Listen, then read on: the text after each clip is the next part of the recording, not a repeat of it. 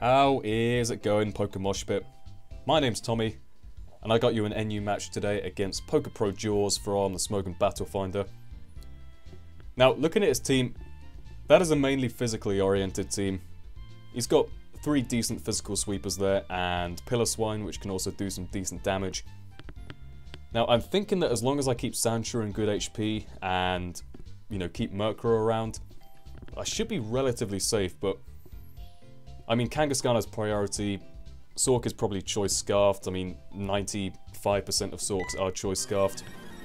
And Ursaring, if it has the quick feet, will probably outspeed my entire team, so gotta be a little bit careful how I handle this, but he leads off with his Alomomola, and I lead with my Vanillux.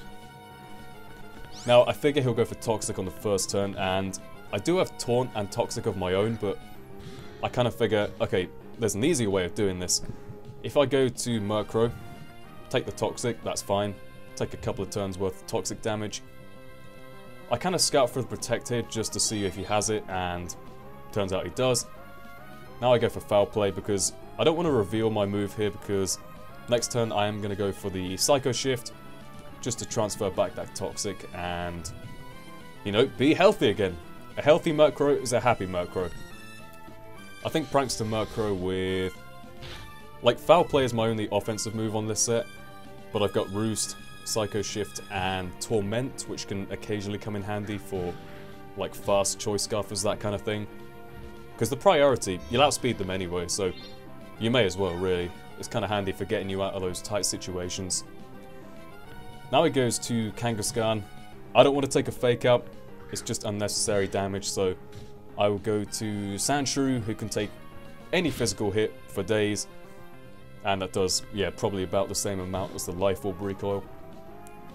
Now he switches out, goes into his Ursaring. Now, even though it's another physical attacker, I understand why he did this play, because for a start he gets his Toxic Orb activated. And also, Sandshrew can't really do too much to Ursaring, given that it is reasonably bulky. So I go for Earthquake. That does, well, more than I thought it would, but less than half damage, and he can easily go for +2 Guts / Quick Feet boosted Facade, and that's going to do a lot of damage. But Sandshrew is going to be more important to my team than Rapidash, so I figure, okay, we'll sack Rapidash, that's fine, I don't really need it for later on. So now I can go into my Basculin, and I've got Adaptability and Life Orb, so I'm pretty sure I can take him out with an Aqua Jet from here. But he does make a good play. Knowing I'm going to do that, goes to his Alomomola, and Alomomola does not take... I mean, Alomomola, if you've ever killed Alomomola with a physical hit, I commend you. I've never managed it, ever. This big pink love disc thing is extremely hard to take down. Kind of makes me glad that Amoonguss moved up to RU, saving us from the infamous Alomomoonguss core, but, that's a different story. However, like I said, once you're Toxic and Alomomola, it makes it that much easier to deal with. Speaking of which, I will now Toxic this Piloswine, and Piloswine, yeah, it does some decent damage with the Earthquake, but I am a defensive set, so I can potentially take another one. But I kind of figure there's not really much point in me going for Ice Beam, because it will do nothing to an Eviolite thick fat Piloswine. So I go for Taunt just on the off chance he does go for Stealth Rocks. Now, I know you're probably thinking, why do you have an Ice Cream as your special defensive wall? It's actually surprisingly good, you'd be surprised. It does get Mirror Coat, and it's got decent base stats all around, so it's not too bad as a special wall, especially when you pair it up with Sandshrew on the physical side, but yeah, we'll save it for another day. He'll have his chance to shine later on. Now, Basculin here, going to do some good damage to the Alomomola with Surf. Does around about half. Now, you might be wondering, okay, why do you have Surf and Aqua Jet? I like to run mixed sweepers a lot.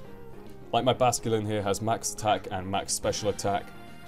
And I think the nature is plus attack minus defense or something, but the point is, when you've got Life Orb and 2 physical attacks, 2 special attacks, you can easily do some good damage to stuff on both ends of the spectrum, and because it has decent base speed, You'll outspeed any walls anyway, so the speed doesn't really come in handy if you have the priority Aqua Jet, so that's kind of my logic behind that set.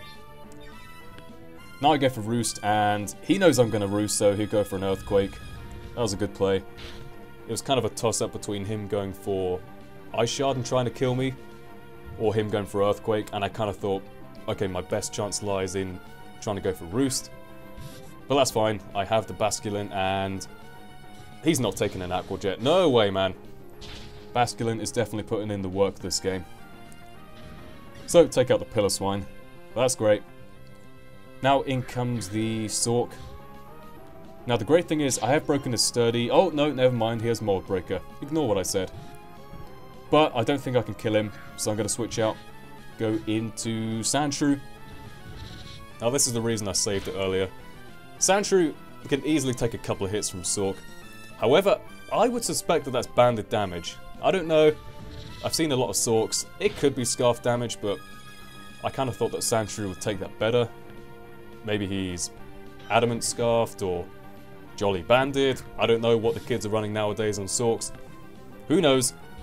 But I kind of figure, okay, now I'll go into Basculin. Now this is kind of my only way out here. I'm going to bluff the Aqua Jet and then switch out straight to my Simisage. This was literally the only chance I had here. If he stayed in there and went for close combat again, I'd be dead. There was no chance. But now I'm in here with Simisage. I have a chance, my friends. There's one way out of this. I can go for Sub as he tries to go for Toxic or Scold, whatever. I don't think even a Waterfall would have taken up the Sub there, so I think it was a pretty safe play. Now this Simisage is a Sub Select set with Nasty Plot, Giga Drain, and a cover move. I think it's HP Rock? Yeah, kind of copying off Lilligant a bit there, but now I go for a Nasty Plot as he brings in the Ursaring. Now I would suspect that from the way he brought it in earlier and the way it went for a Sword Stance, I think it'll be Quick Feet, so I'm going to go for Sub again, knowing that he'll outspeed me this turn, and because of Simisage's Gluttony ability, now that I get down to around about half HP, get my Select Berry, and a +1 Simisage is going to outspeed a Quick Feet Ursaring, because Ursaring, definitely not the quickest of Pokemon, and you know, +1 Simisage will outspeed everything in the tier.